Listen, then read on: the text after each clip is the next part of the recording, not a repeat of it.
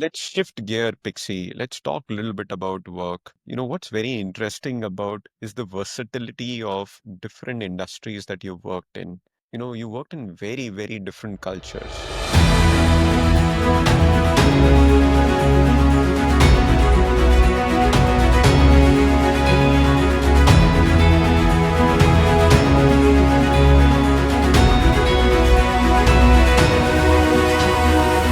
Had experience working in hospitality, financial services, telecom, and you worked in India, you worked in UK, you worked in Singapore, you worked in Malaysia. With all that experience, when you are, you have a very important share in Maxis. What is your topmost priority when you're thinking about workforce transformation? Hmm, Interesting. I think, personally speaking, I think it's about three or four things. Number one is building the right skills. You can't transform an organization if the skills are not there. So, building the right skills, building the right traits and habits, and building mental strength in people to navigate through uncertainty. Now, skills is it's a very interesting area, right? What do you upskill people on, or what do you reskill people on? It varies from one organization to the other. It varies from one company to the other, right? But I always believe that no matter what the era is, no matter what the industry is, we must focus on skills which are outside of your domain. Domain skills everybody will learn eventually, right? And that's how you sort of deliver your core role in the organization. But if we really want to grow in life, it's the foundational skills which are super critical, which sometimes people don't pay so much attention to, right? Financial acumen. Are you able to view your process or the work you do with a financial lens? Do you even understand how your company's balance sheet works or what the P&L scorecard tells you, right? Data acumen. How familiar are you with data visualization? Uh, you know, Today's the world of analytics. Data, people say, is more valuable than gold and oil, right? So how familiar are you with data literacy? Then things like small things but super critical, storytelling. I think the power of storytelling is always undermined in any organization. People don't really treat that as a skill, but no, I think at some point in life it's all about storytelling to create an impact, right? Then the power of pitching. Can you create good proposals? Because eventually when you grow up, it's all about critical thinking, innovation. What kind of proposal development are you doing? How do you pitch it to your investors? How do you pitch it to your stakeholders? Are they buying it or not? I think all these skills are fundamentally very, very important and cannot be undermined. Then I think from a trades point of view, I think making people street smart is very important, right? Are you there as an entrepreneur in your organization, right? Are you running it like a P&L, like a business, and whatever you do, right? Are you able to, whatever you do, are you able to link that to the overall organizational needs? Are you moving the needle for the organization? If not, what are you doing about it, right? So building the right traits, right behavior, making them curious. If you're not curious, you will not have learning agility. You will not conquer new grounds. So curiosity is very important. Street smartness is very important. Fixing problems at root is very important. A mindset to go for gold, every time you play is very, very important. So whether it's, any organization, I think these are some of the things which are critical today for workforce transformation. Pixie, that's interesting. You did talk about skills, and I'll just simplify. There are some functional skills, and then there's mindsets and behaviors that you talked about. Functional skills can be taught by learning, but some of these behavioral and mindsets, um, they require a lot of practice, uh, doing it a lot. How do you bring that within Maxis? Uh, because um, you just don't want people to have the knowledge or retain the knowledge. You want them to apply that knowledge.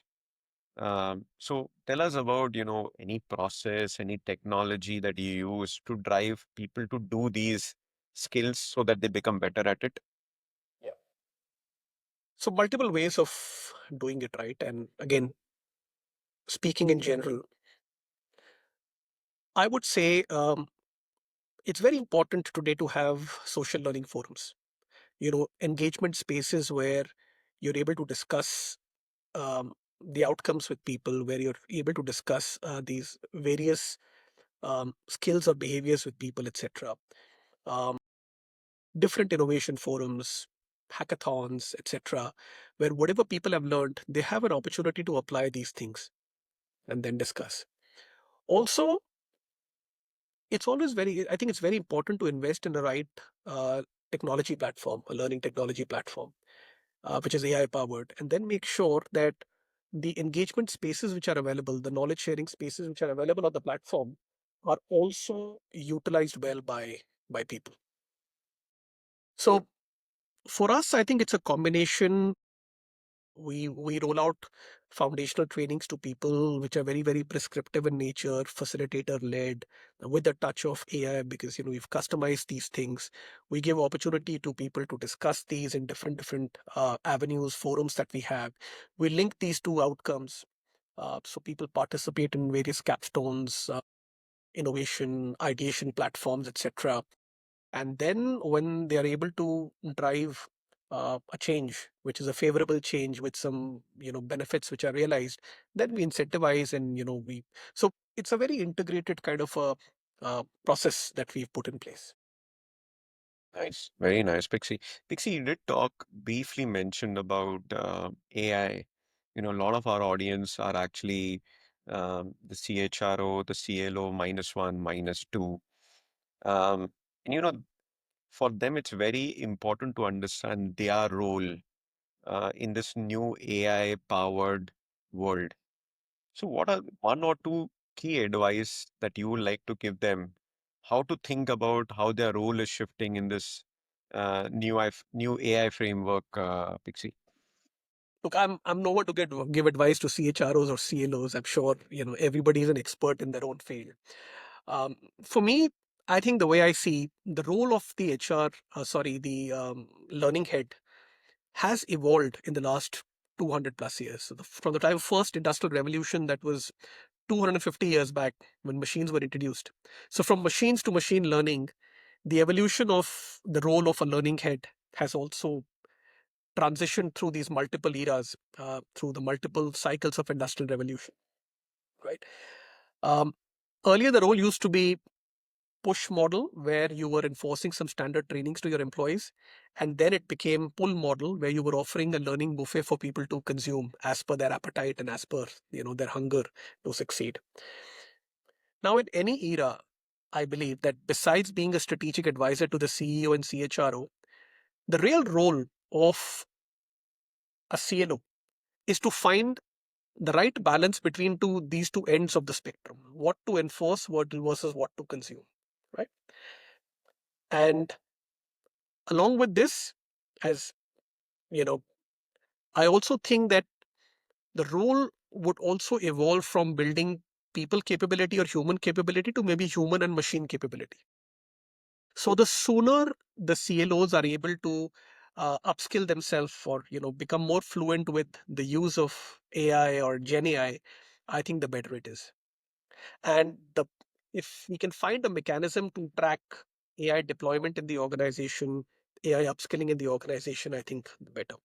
Now, a lot of conferences and roundtables that I go to, we may not have perfect answers to this. What's the best way to, drive ROI or measure effectiveness of this? But I think everyone around the world is trying, and trying to figure this Rubik's cube. What's the best way to do this? Yeah, yeah. There's a lot of noise around it. But we are seeing some early, interesting outcomes, specifically with some of the clientele and disperse. But definitely it has a lot of potential, Pixie. Okay, we'll loosen up a little bit, Pixie. Now let's move to the fun part of the podcast. We do rapid fire, which basically means I'm going to ask you a question and you shouldn't think much. The first thought that comes into your mind, you have to say it out. Are you Okay, ready? ready. Okay. You did say that you have six cats, right? What Four. lessons your cats have taught you? Okay, I have four cats, all Okay, adopted four. from the street. They're beautiful. They're wonderful. What I've learned from my cats: one, love unconditionally, rest or sleep unapologetically, And third, remain curious. What was the third one you said? Remain curious. Stay curious. Okay, okay, excellent. Um, a book or a movie that changed your perspective, Pixie. Lagan. Why? I think that movie had a good influence on me. Looking at Bhuvan, the protagonist, uh, you know, whether we spoke, all the leadership things that we talk about, he had courage. He formed a diverse team against the voice of the village. He was able to simplify a complex game like cricket at that point in time, and the way he explained to them is, very very simple. So decoded, simplified, and help people embrace and adopt the idea of doing it. Right. Third, there was a huge challenge. If they did not do it, then they would have to pay Lagan, right? So he saw that challenge as an opportunity to wave it off. So he saw the optimism, the positive side of things, right? Yeah.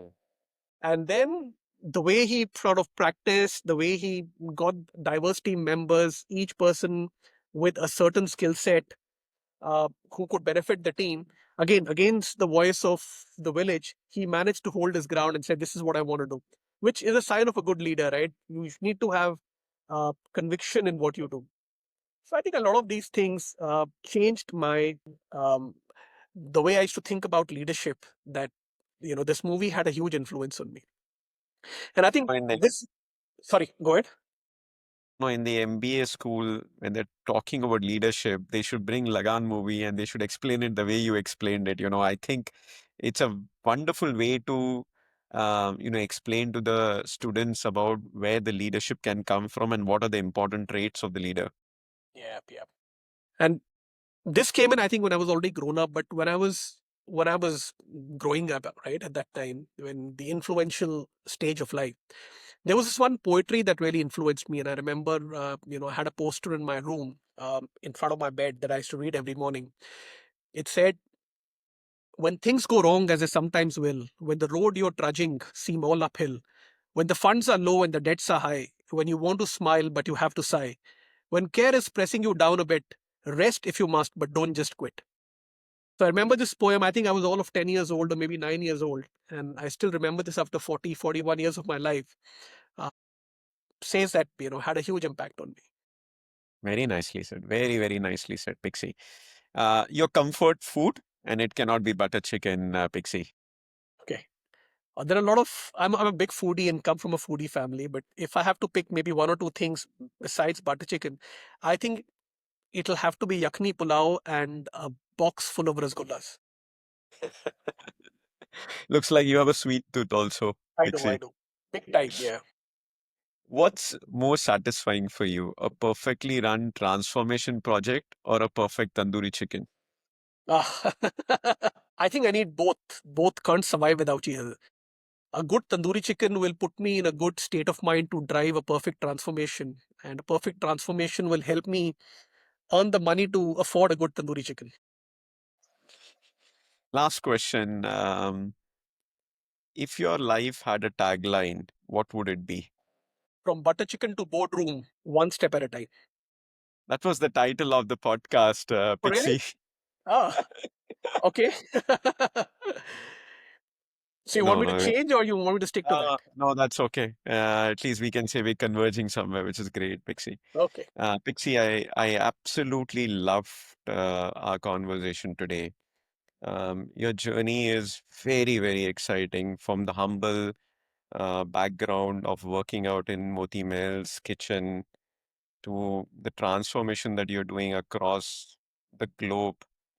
It really tells me that, the true leadership, comes from, three things. One is thinking from heart.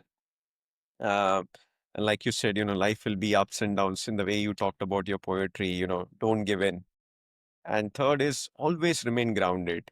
I think those are the three very, very key pillars of foundation of, authentic leadership. To our listeners, if this conversation inspired you, it did inspire me, but if it inspired you, it made you smile. And more importantly, if it made you think about your own journey, please do subscribe to Humanly Speaking. Until next time, stay curious, and stay kind. And I'll say, before I wrap up, I'll say one more thing, which Pixie's grandfather would say: always, always keep the door open when the opportunity knocks. Thank you so much, Pixie. Pleasure talking to Thank you. you, Kuljit. Absolute pleasure. Thank you very much. All right, take care.